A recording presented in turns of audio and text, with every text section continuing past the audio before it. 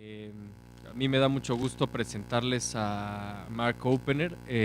Creo que su presencia aquí es muy relevante para nosotros en el instituto. Él es investigador independiente, se dedica a estudiar el uso de tecnologías y tecnologías de comunicación y de la información para el desarrollo de los pueblos comunitarios, las tradiciones orales y conocimientos indígenas. Él también es programador, desarrollador digital, tiene una licenciatura en educación y 2 maestrías, una en mitología y tradición oral y otra en comunicación y retórica. En 2008 fundó un proyecto que creo que es importantísimo llamado el Ethnos Project, que consiste en una enorme base de datos y un recurso de investigación para explorar las intersecciones entre la tecnología de la información y el conocimiento de las comunidades indígenas. Él está interesado en, bueno, el recurso, y él personalmente está interesado en open source, bases de datos abiertas para el conocimiento tradicional, el uso de tecnologías nuevas y emergentes para preservación del patrimonio inmaterial y las tecnologías móviles para la preservación del lenguaje. Como les decía, la presencia de Mark creo que es muy importante para la labor del instituto y por supuesto para el enorme patrimonio inmaterial que tenemos en nuestro país, así que esperamos que su presencia pueda ayudar a empoderar las prácticas y crear nuevas líneas de investigación en el instituto y en otras instituciones. Así que bueno, Mark presenta su ponencia magistral llamada Shiny Objects and Salvation, Navigating New Technologies for Intangible Cultural Heritage Preservation. Thank you very much, Mark, for being with us. I shall start again. My name is Mark Oppenneer. I'm a web systems administrator for an online not-for-profit college based in the state of New York in the United States. I work with a dedicated team of people to ensure that several integrated web ecosystems are serving the needs of our students, staff, and faculty. My days are spent wrangling information, content in a variety of formats, metadata, repositories, databases, permissions, systems integrations, analytics, and so on, while contemplating the more esoteric nature of institutional and community communication, memory, and knowledge systems. My academic background is in the study of world mythologies, indigenous oral traditions, performance, storytelling, rhetoric, and communication. I've held various positions as a result of these interests. For 10 years, I was a working associate at the Joseph Campbell Foundation, a not-for-profit organization that promotes the study of mythology and comparative religion. And while serving as the education director for the Indakana Education Center, a small cultural arts not-for-profit in upstate New York, I became the founding organizer of the Saratoga Native American Festival in Saratoga Springs, New York, which is where I live. The festival is a celebration of the Haudenosaunee, Abenaki, and Mohegan peoples, their cultural heritage and traditions. So my experience as a technologist and my background in the humanities has brought me into the center, the intersection between information and communication technologies and indigeneity. I focus my research on the many indigenous groups around the world who are using ICTs and new and emerging technologies to sustain and stimulate, as well as preserve their traditional ways of knowing. In 2008, I started a research website called the Ethnos Project. The name was inspired by anthropologist and ethnobotanist Wade Davis, who has spoken and written much about the deterioration of the ethnosphere through language loss and the subsequent loss of cultural knowledge. I began collecting and curating open access resources that fell within a large space defined by such borders as the digital humanities, human-computer interaction, culture and development, language preservation, indigenous media, participatory design, software localization, and so on, with a special emphasis on resources that spoke to the efforts of indigenous peoples who were exploring technologies as a means of revitalizing their culture.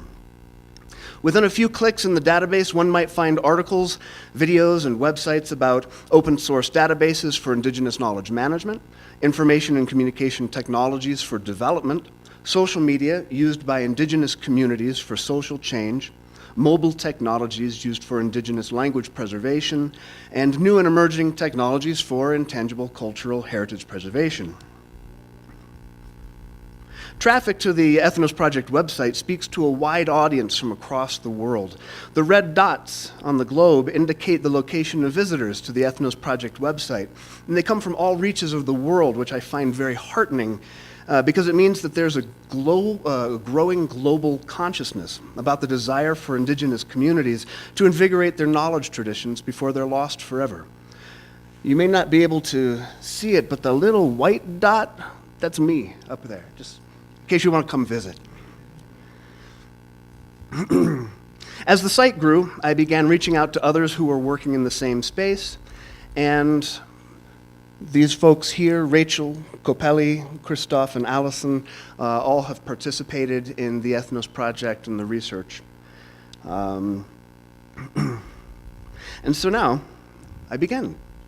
One of my favorite stories is the Epic of Gilgamesh. I've always been interested in the ending of the epic.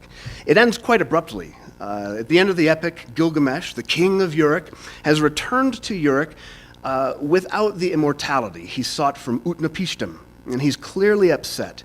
But he asks Urshanabi, the ferryman, to behold the walls of Uruk. And that's the end of the story.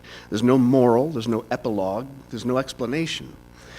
There's a lot of speculation as to why the epic ends this way, but in my bones, I know that Gilgamesh has come to understand that his immortality lies not in a plant like the one he lost on the way back to Uruk, or through some gift of the Anunnaki, the gods who determine the fate of the dead. Now he asks Urshanabi to look at the walls of Uruk, because Gilgamesh finally understands that the only immortality we as mortals have is being remembered. And he knew that the world would have the walls of Uruk by which to remember him. And the walls still stand today, although a bit of digging is in order. So almost 5,000 years later, we're still telling the story of Gilgamesh, his friendship with Enkidu, the loss of that friendship, his emotional and heroic journey to Dilmun to gain the secrets of immortality from Utnapishtim. And so to be remembered, to have our collective stories told, to hope that our lives and our rituals, beliefs, traditions, our stories, our songs and poems and dances are part of a fabric that will not fade. This is to be human, and it's no wonder that we seek to save and sustain and preserve those parts of ourselves. And it's understandable that we should reach for every tool and process we can to achieve this noble end. Ours is the age of information, the age of the computer. And so these are the tools we put to the task of preserving intangible cultural heritage. When the last speaker of a language is identified, we look to technology to help us capture what we can of that passing historical moment. We digitize, and we store the recording of the speaker and add the appropriate metadata and the classifications. We add this to this material text and photographs, linguistic notations, etc. And we upload it to our custom-built relational database we've designed to contain the culture we seek to preserve, and so on. My research focus is ephemera.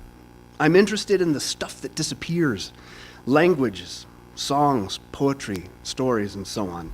And I'm fascinated that we reach for technology, which is arguably ephemeral itself, to maintain and sustain these aspects of intangible cultural heritage. So I will play a very brief soundbite here. By children, taken by day or acute on the 13th day of March, 1866.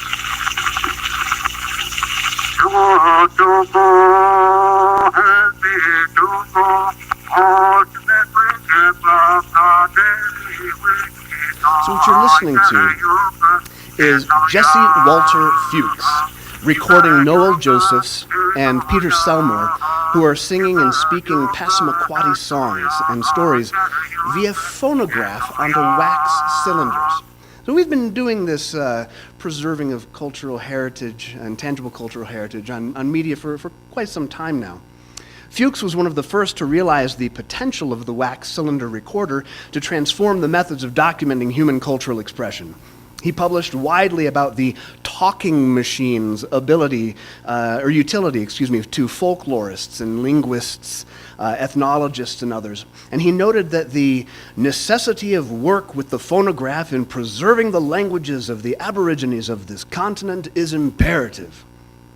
And we've also used wire recordings, reel-to-reel, magnetic tapes, vinyl records, compact cassettes, of course. And then in 1978, with the advent of digital technologies, we used laser discs, compact discs, digital audio tapes. But it was the birth of the new millennium that brought the most fundamental change in audio recording technology. And coincidentally, a similar change was taking place in video recording technology as well. And that's digital formats began to democratize a medium. In an explosion of technological advancement, a quick succession of digital audio and video formats and codecs have delivered us from the device. We can port all kinds of media from one system to another and not be tied to a specific machine.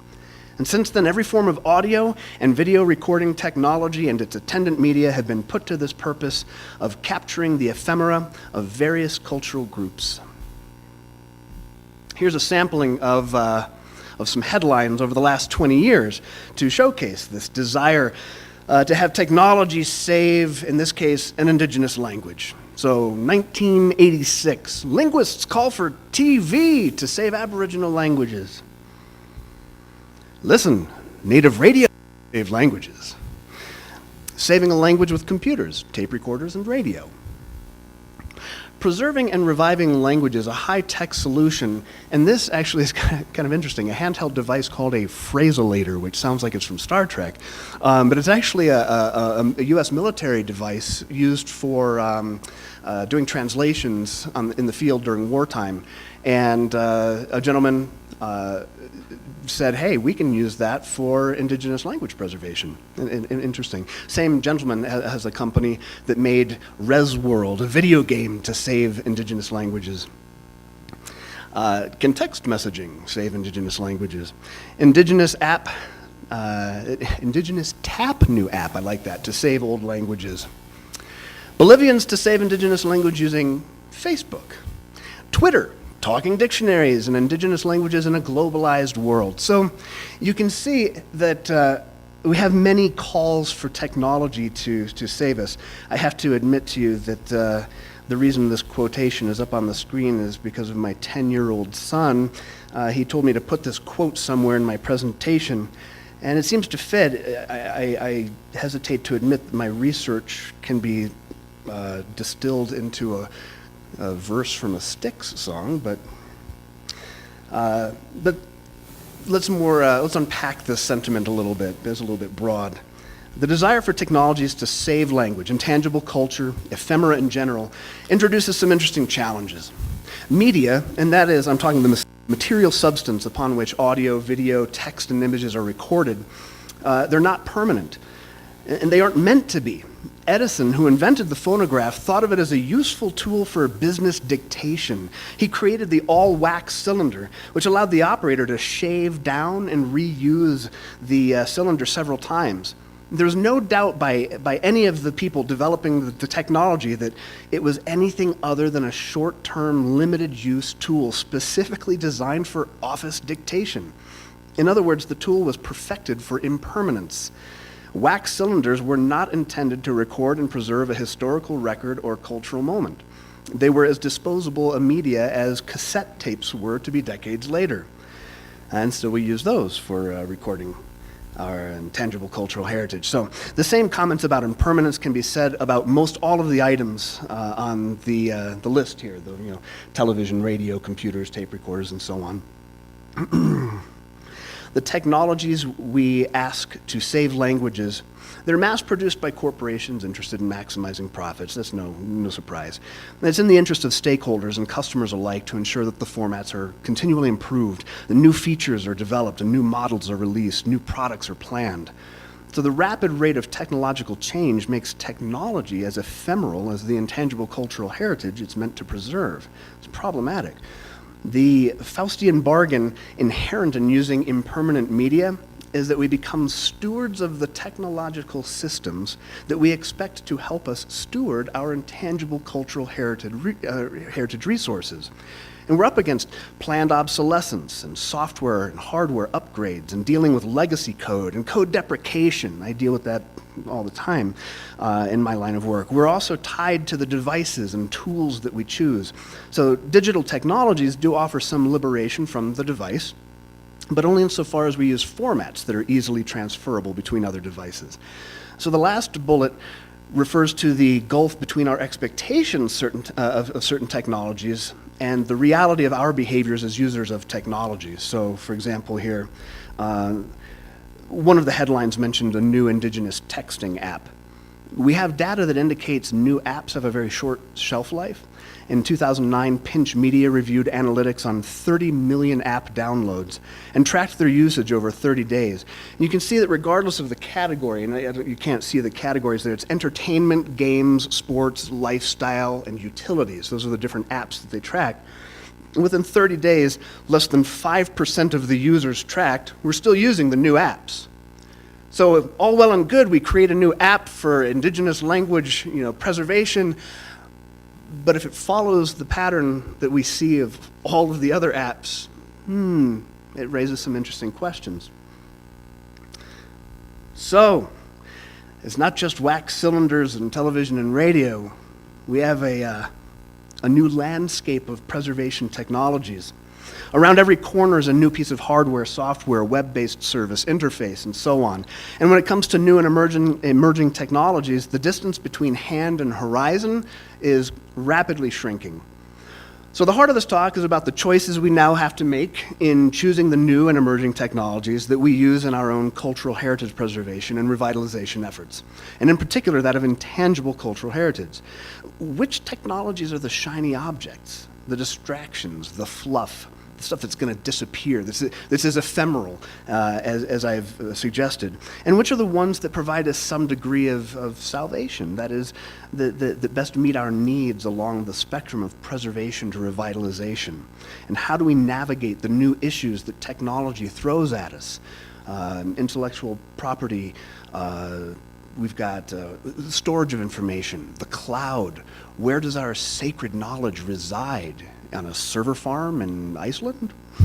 So, I've chosen a handful of technologies to discuss for this presentation, and I feel that they represent some of the more critical issues in adapting and adopting new technologies for intangible cultural heritage preservation. And I do apologize in advance for my biases, which are very clear. I tend to favor smaller, community-led projects.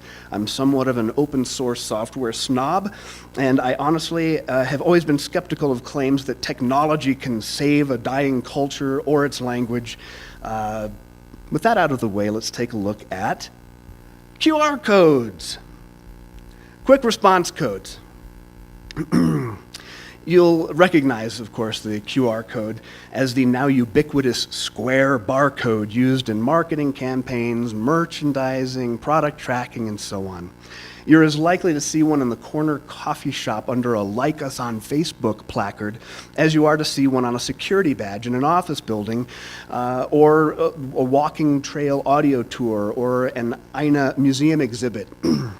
If you have a smartphone, you can download a QR code reader app that allows you to scan the QR symbols and more often than not be delivered to a website. For example, this QR code will bring you to a prompt to share this memorable quote on Twitter. And if you don't have to do that, of course, but it demonstrates how QR codes behave. You scan it, you have the prompt, you don't need to think, you simply say tweet, and it's delivered to the world. 20 years younger than its cousin, the Universal Product Code, QR codes were developed in 1994 by the Denso Corporation in Japan for use in automobile manufacturing. Because of their origins in manufacturing, there are several standards that cover the encoding of data as QR codes, including the International Organization for Standardization, or ISO. And standards are generally good evidence of a technology's staying power or longitudinal outlook. However, because of their ubiquity and what some might consider their annoying trendiness, QR codes do have a few detractors. Marketing maven Scott Stratton wrote this book in 2013. The book is really funny, and it actually drives the point home that I would like to have as a takeaway for this presentation, that we really do need to think about how we deploy new technologies just because we can. So his whole idea is, before you use QR codes, just imagine that every time you do, a kitten dies. So, good way to keep in mind that maybe we should think before we act. So I'm going to overview two preservation projects that use QR codes. They're very similar, but the differences are what become instructive to us.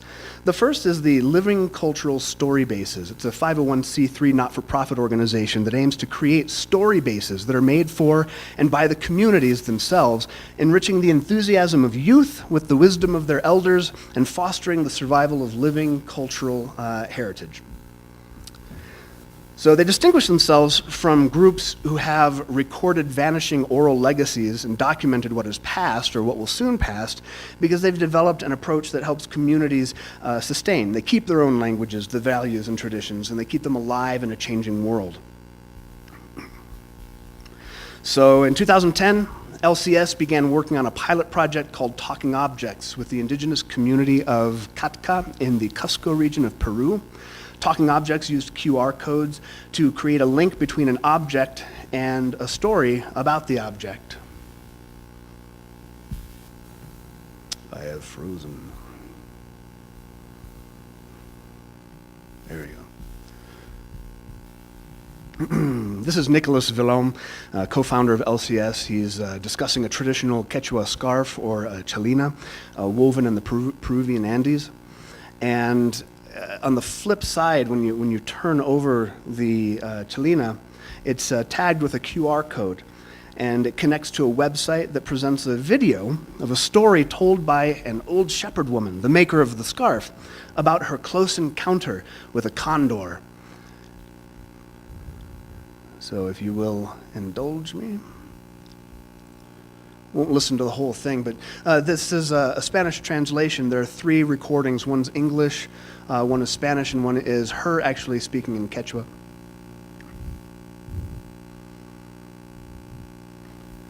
And in the event that it doesn't load, I shall keep talking.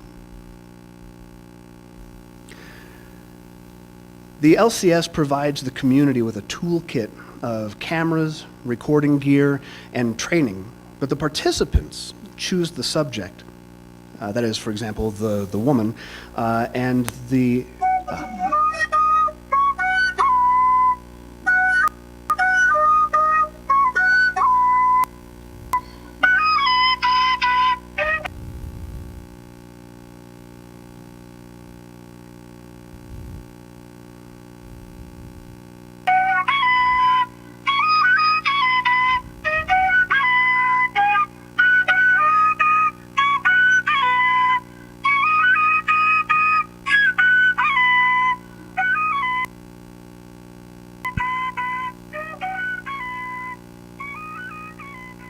Should we all live that long?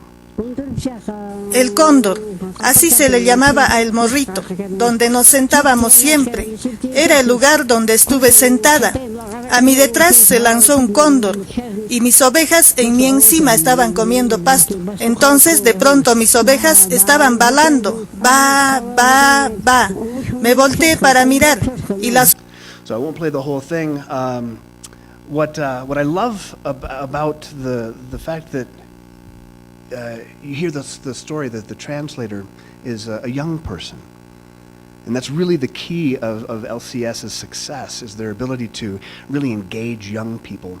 And so I was about to say that the participants choose the subject. So a young person would choose to speak to this woman, and she would choose the story. And so the stories belong to the community. It's not some third party, some outside organization coming in and saying, here's what you guys should talk about, here's what you should do. It's really driven by the community. And so here you can see the 3 different QR codes, one for each language. And here's the telltale evidence. Young people are engaging with the elders. In all, over 20 local communities are involved in the larger LCS project in Quechua, of which Talking Objects is a part. And there's now a local Peruvian LCS team of 10 people. 60 young people have been trained, and through their efforts, more than 300 stories have been recorded featuring more than 80 storytellers. So the LCS website states, "We have seen great success following the LCS methodology in Peruvian Quechua communities. Additionally, we have seen the community take ownership of the entire project." I use this as a tool really for myself. I thought it might be useful for discussion. There's no such thing as a good technology or a bad technology. We always have to consider a technology in its context and its usefulness. And so I put together some columns. There's decision, permission, adaptability, spreadability, which is actually a word, amplification, and cost.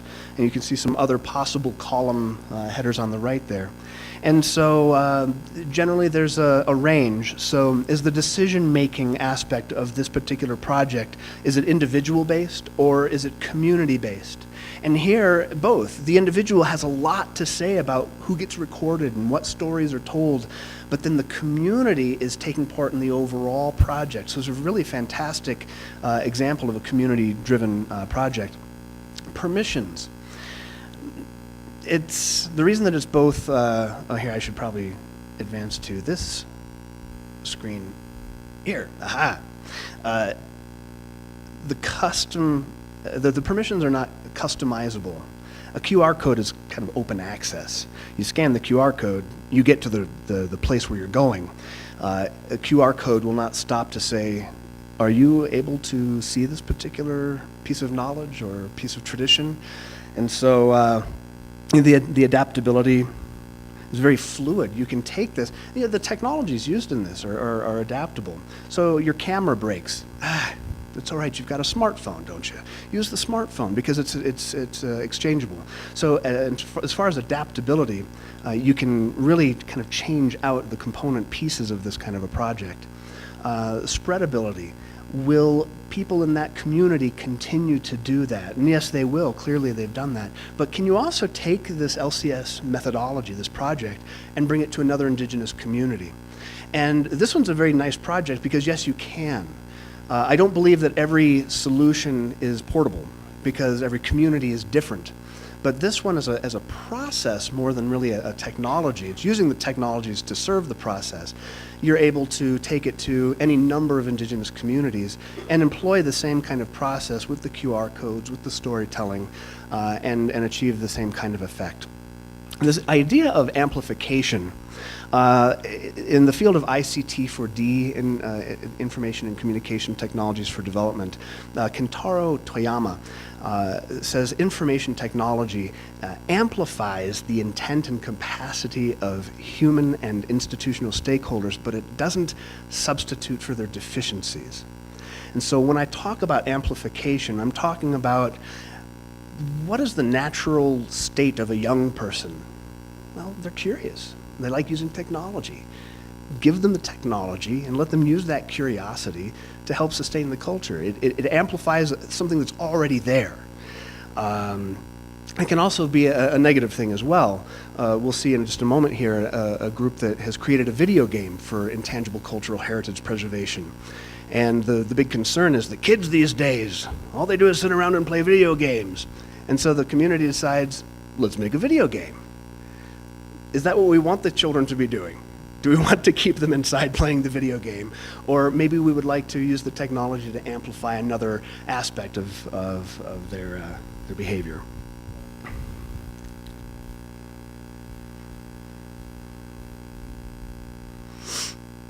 And then the last column is cost.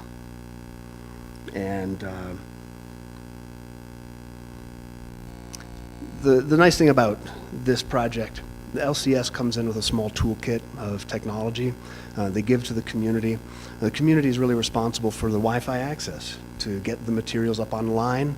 YouTube is free, so it's really kind of deploying a lot of readily available, inexpensive technologies. So comparing this project with another QR code-oriented project, let's compare this to Guillermo Bert's Encoded Textiles. He is a Chilean-born, Los Angeles-based artist who opened this exhibit called Encoded Textiles in 2012. And here's how he explains his project. Encoded Textiles creates hand-woven large-scale tapestries that combine contemporary barcodes, indigenous design methods, and stories of native peoples. So it sounds kind of familiar, sounds very much like the one we just looked at. He says, I begin by interviewing and video recording members of the Mapuche community of southern Chile and collecting their traditional stories, poems, and first-person narratives. Using software that translates words into barcode patterns, I will encode these native stories as barcode patterns and have the patterns woven by indigenous weavers. The conversion of a poem or a piece of spoken history into a high-tech barcode and then its reconversion back to a traditional weaving represents the creation of an innovative cultural artifact that celebrates and revives traditional art forms. So along each tapestry will be a flat screen television. He's explaining his exhibit.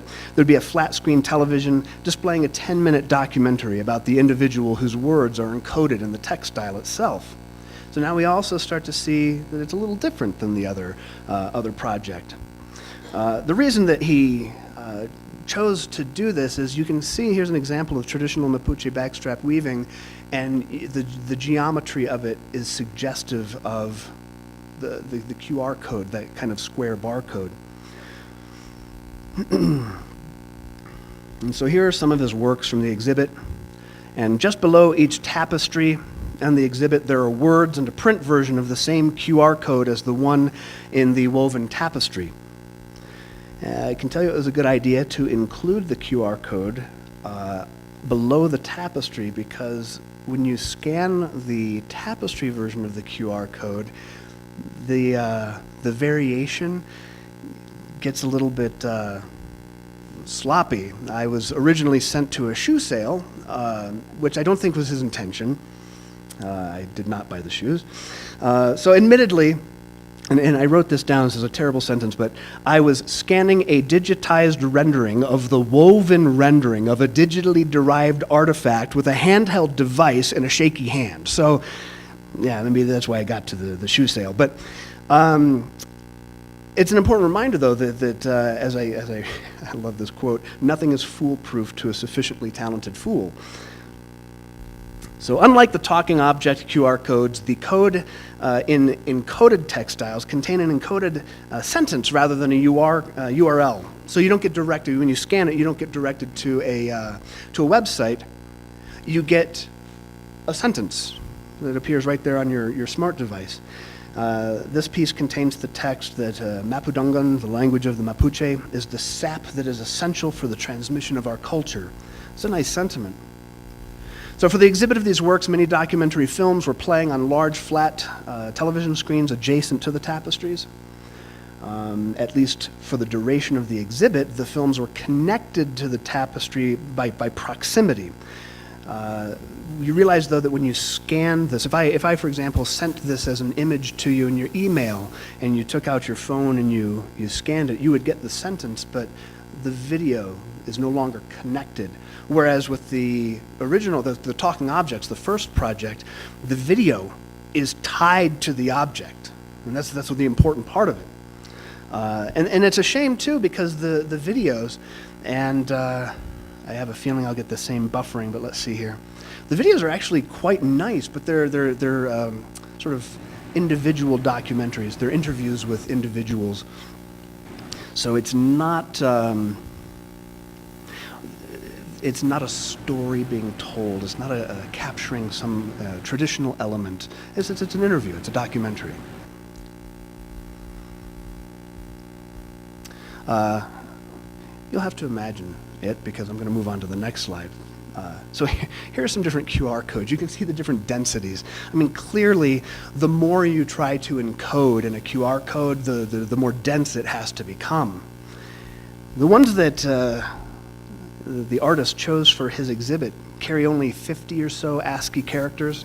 That's great for a URL, but not so much for long-form narration, which was his intention. He wanted to capture an entire story and have it encoded in a barcode and then woven into a tapestry. It becomes a little problematic because that paragraph at the bottom of the screen, which is his own words describing his own project, that's the QR code that he would have had to use to just weave that paragraph. So imagine a much longer story.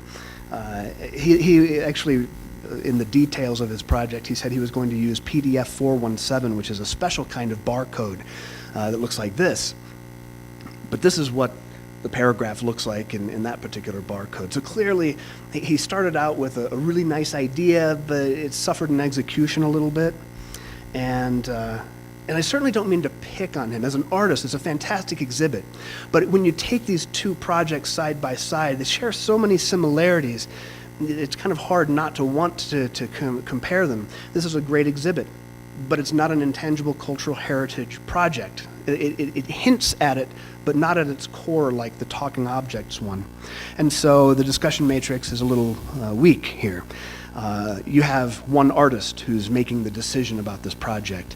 There are limited opportunities to have permissions, so what he chooses to present is what gets presented. It's not really an adaptable project either, because he had a whole system where he commissioned the Mapuche weavers, and unless he's planning on having an entire program of Mapuche weavers weaving barcodes, it's not really an extensible idea, whereas putting a camera into the hand of a young person is. So this, I'm really excited about this. Never Alone is a video game that just came out. I mean, quite literally just came out 2 weeks ago. And I had the opportunity to interview the creative team that developed it. And it's an exciting prospect. But well, let me stop babbling and we'll actually go on here. Games are common now. We have terms like gamification and serious games and alternate reality games, or ARGs. And these kind of things are fairly ubiquitous, especially in higher education these days. And it's no surprise that gaming would eventually find its way into the cozy little corner of intangible cultural heritage preservation. So Never Alone is a video game created through a partnership between the Cook Inlet Tribal Council, an Alaskan Native tribal organization, and Eline Media, a game developer in Seattle, Washington. The game is loosely based on Kunuksayuka, which is an Inupiat narrative about an endless blizzard. The game developers wanted to make sure that any changes to the original story were made in cooperation and consultation with the community, and so they enlisted the help of Minnie Gray, who is the daughter of Nazaruk, or Robert Nazaruk Cleveland. He is the Inupiaq storyteller who first recorded a telling of the Kunuksayuka tale. And just to give you an idea of it, and I do want to wait to let this video play because it's a really beautiful gameplay scenario.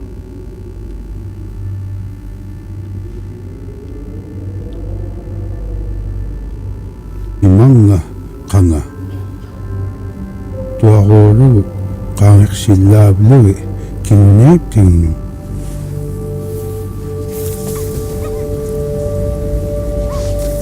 Reaktorta kangxipkarowa iglerosia nunam sule kano inyonekput iloane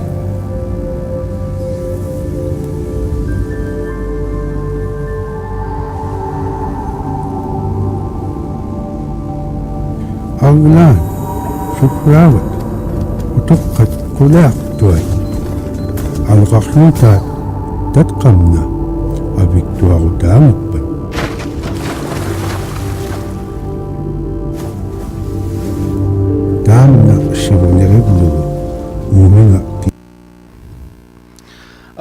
That's interesting. I guess the video decided it was done playing. But what the narrator was saying there is that's why we made this game. We made this game to pass down these stories to young people. And we're using a mode of storytelling that's very very familiar to young people, gaming. And it's a wonderful way, interactive storytelling. It's very different than the passive, which, and I would argue that traditional storytelling is not actually passive, but no. There were 3 goals that the Cook Inlet Tribal Council had. They wanted to create a source of revenue that would allow the Tribal Council to increase the level of services offered to the Alaska Native people, to share Alaska Native culture with new audiences around the world, and then, so here's the last part, 1/3 of their overall goal was to provide opportunities for Native youth to take pride in their history. So keep in mind that intangible cultural heritage preservation is not the core of the project, but a pillar of it, an important aspect of it. So a few weeks before Never Alone's launch, I had the opportunity to interview the creative team behind the game. I was impressed by the depth and understanding of the partnership between the game developers and the Cook Inlet community. It's no surprise that video games and modern entertainment media attract the attention of indigenous youth, often at the expense of engaging with one's own culture. So for the Cook Inlet Tribal Council to pierce the conceptual veil and seek assistance from game developers in helping to sustain knowledge traditions was quite a bold move. And there are a lot of ways this project could have fallen flat.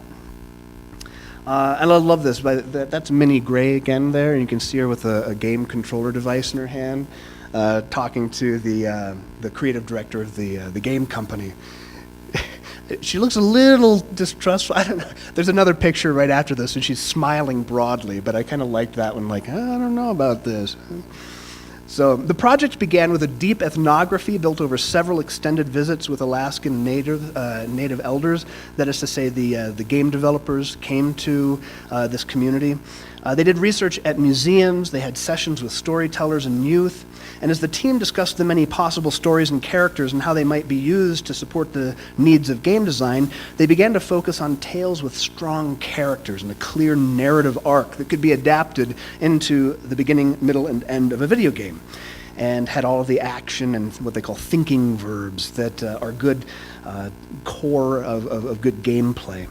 So the game developers were able to help the community see how digital games represent a fundamentally different and new form of storytelling. They said digital games are interactive, they're participatory, they're player-driven, and the community latched onto it very quickly. There was not a lot of kickback in terms of the adoption of this technology. Everybody seemed to be very much for it. So not only was the decision to explore gaming as a cultural heritage tool bold, so was employing a fundamentally different mode of storytelling. Add to this fact that the game developers and the Inupiaq community members decided to use a female protagonist. This is very interesting because the story, Kanexuyuka, has a male protagonist. But somewhere along the line, someone said, why don't we use a female protagonist? And the reason was because many of the people in the community and on the game developer team, they had daughters. They said, we don't want this just to be for youth. Specifically, we want to have all youth, so let's make this exciting for young girls to play as well as young boys. With such a radical departure from tradition, one might imagine that the effectiveness of Never Alone as an actual intangible cultural heritage tool would be maybe diluted. But the careful approach taken by the team, the inclusiveness of the project, the overall process of participatory game development has led to a game that embodies the Inupiaq identity in a way that engages young people from their community. So I don't have a research budget. This is my 10-year-old son. He's my research. I enlisted his help in taking a look at the game and really getting to the heart of, is it a good game?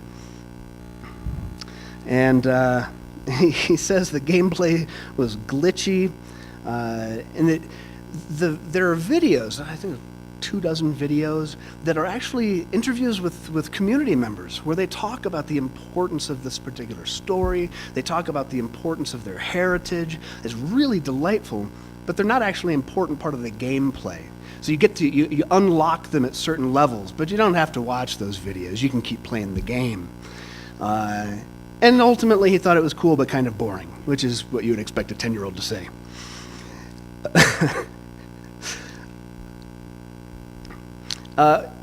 He was not, by the way, engaging this as a cultural heritage piece.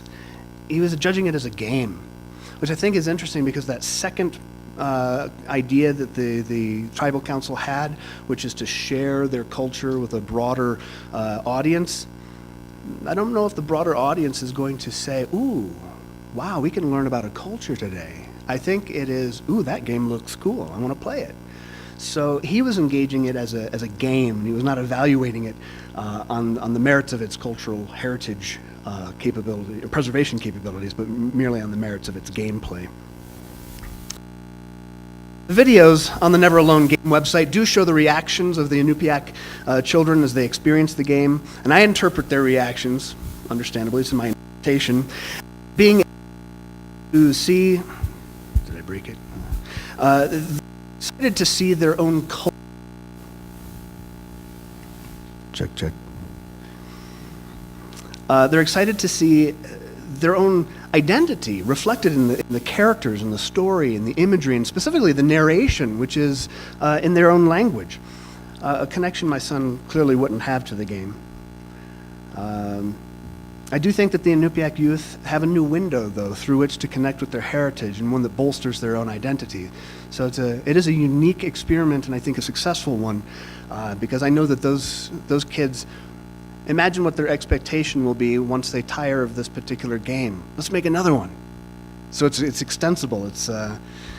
I'll, for the interest of time, I'm going to move past the discussion matrix. But I've clearly mentioned that it's community-driven. It's spreadable. You can spread this around. It's actually very spreadable because they use the Unity game engine, which I believe has been discussed during this Congress at a couple of points. And they've got several platforms. Currently, this one's available only on Xbox One and PlayStation 4, but it can be released on all different kinds of devices and platforms. So it can be widely distributed, widely played.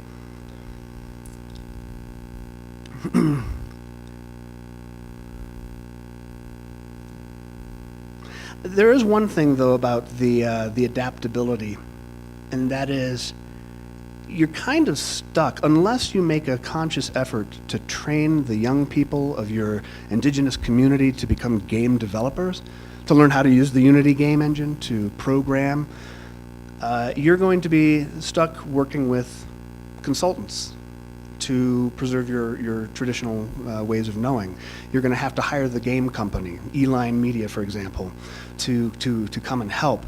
It's not a hurdle that's not overcomable. You can certainly do that. You can teach young people, and I think naturally, if you look at the Unity game engine, it's really easy to use and get to know. So I think that's possible, but it is maybe a small hurdle. So we've looked at QR codes, we've looked at video gaming, and how am I doing on time, by the way? Ernesto's 15 minutes? All right.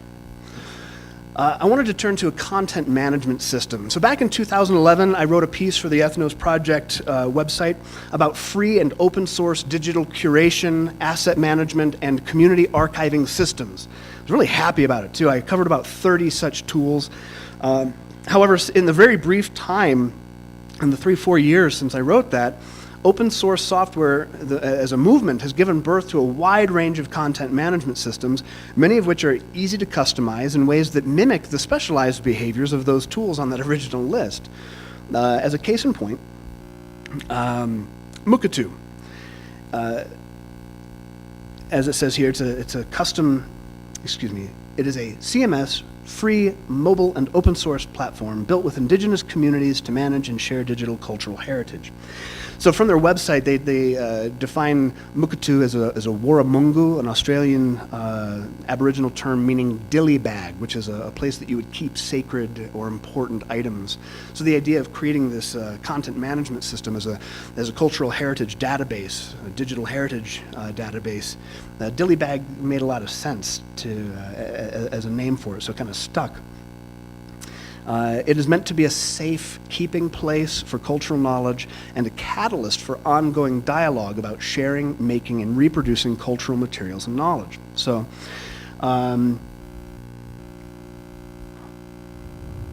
it is worth listening to. The narrator here is the creator of the original database, and that's what I meant. No, I guess we're not going to listen to her. I'll tell you what she says. She talks about how easy it is to use Mukatu to do what a lot of institutions try to do. You want to create cultural databases that are easy to share, to pass between different systems, and Mukatu allows you to do that. In fact, here the features speak to that. First, cultural protocols. They are at the core of Mukatu. Every indigenous group has its own needs in terms of protocols and protections, and Mukurtu allows fine-grained levels of access to digital heritage materials based on specific cultural needs. Are you old enough to know a particular piece of knowledge? You are a father, you don't get to listen to the stories exchanged between mothers and daughters. You don't have those permissions.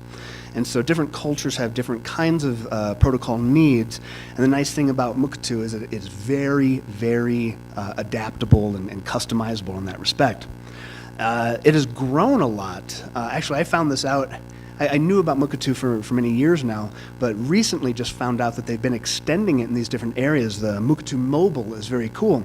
It's just an interface on your smartphone that allows you to talk directly to your Mukurtu installation. So you can be out doing field work and you could take your phone and record somebody talking and instantly upload it to the Mukurtu database. And later you can go back and you can add your metadata.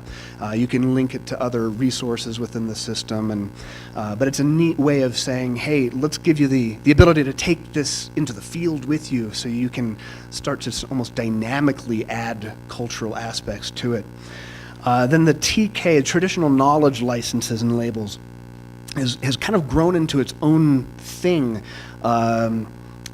There's now a separate website called Local Contexts, which is an open forum for testing and the application of traditional knowledge licenses. And so there are, it's kind of like Creative Commons. If you're familiar with Creative Commons, there are sort of these preset licenses that you can use.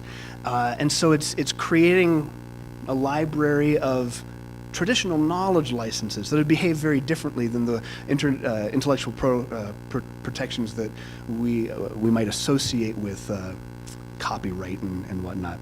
So lastly, the round trip. This is of interest to folks who work at institutions and museums. It's a set of services that make it possible to bring in digital heritage items and collections into Mukurtu, enrich them, enhance them, update them inside of the content management system, and then export them again for use in other platforms, such as a museum or library database. So it's quite a powerful system. And now, having talked it up, I shall talk it down. So Drupal is the platform on which it is based. I don't mean to geek out on you here, but this is kind of my bailiwick. This is what I do. I do open source content management systems. And as far as market share goes, Drupal is one of the big three.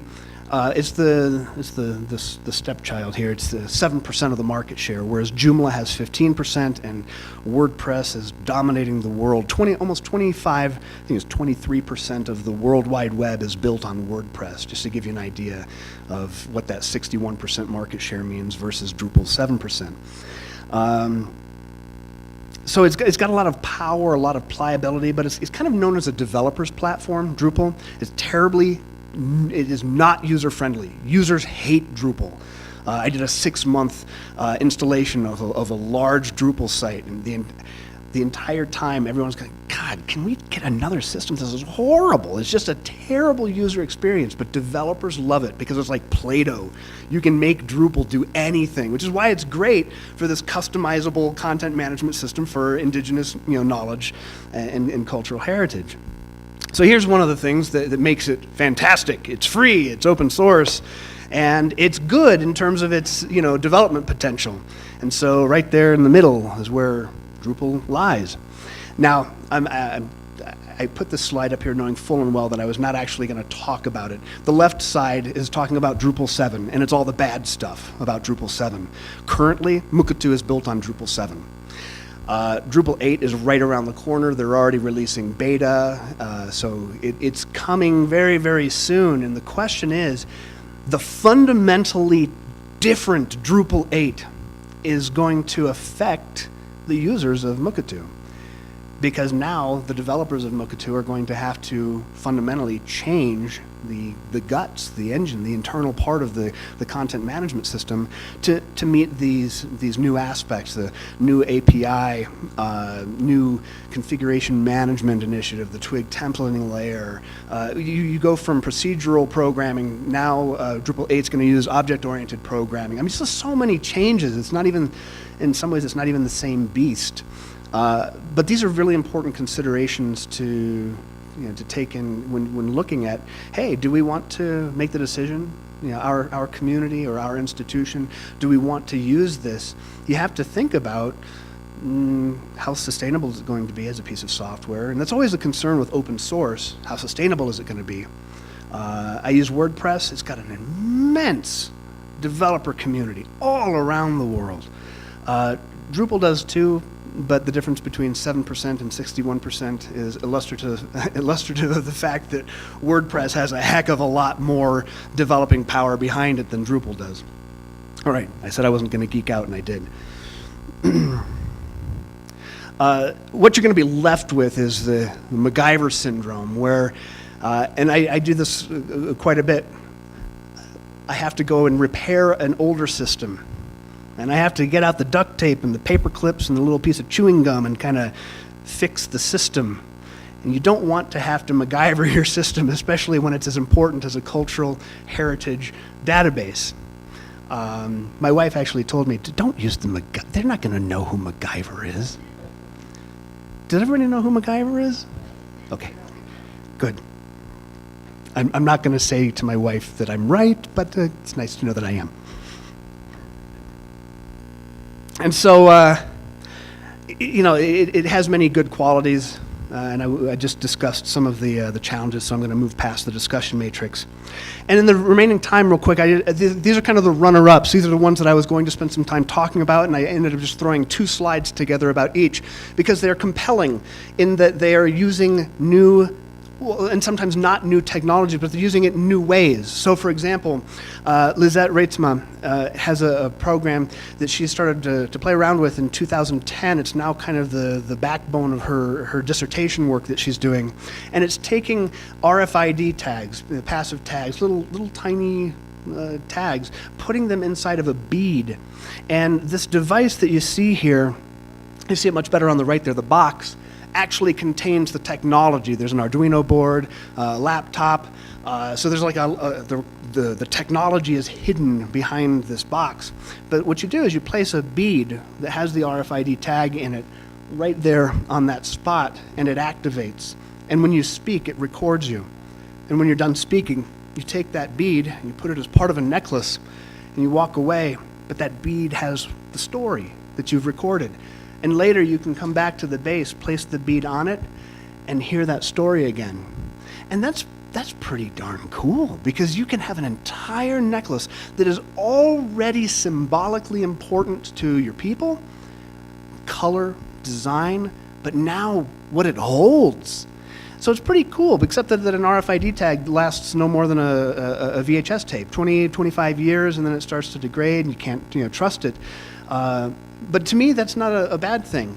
It's not a bad thing because it's an enabling technology. It brings young people, elders together talking, just like the original, the talking objects QR codes. It was a process. And so here the technology is arguably gimmicky. But it's not the technology that becomes important. It's that the transmission from mouth to ear, from heart to heart, becomes enabled through an Arduino board stuck inside of a box. It's pretty cool. Community mapping is another thing. It's exploding now. I know that so much of the presentations that I've seen here, although I don't speak Spanish and I didn't understand a word of it, I know that there was a lot of mapping going on. And then community mapping is kind of a layer on top of that, where intangible heritage or traditional knowledge gets overlaid with the technology. So, for example, here in the island of Fiji, they had this wonderful, and the videos on YouTube are great because they treat it as a ceremony. They start with traditional singing. They bring to this process a sacred element, and they work together. And what they find is as elders, they contain knowledge, but as they work with the other elders from other parts of the island, they realize that their individual knowledge is incomplete. And it becomes complete only through this moment where they're coming together to map out. And it's hard to see there, but what they're doing is they're essentially laying narrative on top of the island. They're making it an island of story and of knowledge. And then it gets, of course, digitized and made into a map. There's a video which I will not show because I'm just about out of time. But again, you start to get what I'm getting at is that the technology is good and it's useful and it's important, but it's magical when it brings the humans together. So it's really, intangible cultural heritage preservation is not a technological issue, it's a human issue. And if you use the technology in the right way to get the humans engaging one another, you can have a very powerful thing. Now, I don't know, honestly, what these Fiji elders are going to do with this digitized map. If I had to lay a wager, I wouldn't bet that they're going to do anything. But I could wager that they might have an annual get-together where they talk about the new knowledge. They talk about getting younger people to come and learn about the knowledge. So in other words, it becomes part of a larger community process. So the last thing, and this is so new, in fact, that it's not a Kickstarter campaign, but it's something very similar to it. Right now, you can actually donate money to this project. And it is in Hong Kong. There are all of these wonderful kung fu forms. The traditions of kung fu are, they go back to the master and then the master's master, and it's all very almost genealogical. And there's a group of folks who said, what we can do? We can use motion capture, and we can actually set a historical record. We can make an archive of traditional kung fu forms. I think that's really exciting. And again, you get you get these guys from competing schools. Every kung fu form, you've got your school, you've got your master, but here they're coming together under this one umbrella to say, all right, let's recognize that all of our forms are part of a larger fabric of culture, and let's record them. So I think, I love this. Parting shot. What do you want your technology to do? Be judicious. It's so easy to see the shiny object. Oh, the shiny object. Look, Twitter. Let's use Twitter to... no, maybe we don't use Twitter. Maybe it's a shiny object. Maybe it doesn't provide us that salvation, the saving aspect to our culture that we would like it to. And so thank you very much. I appreciate it.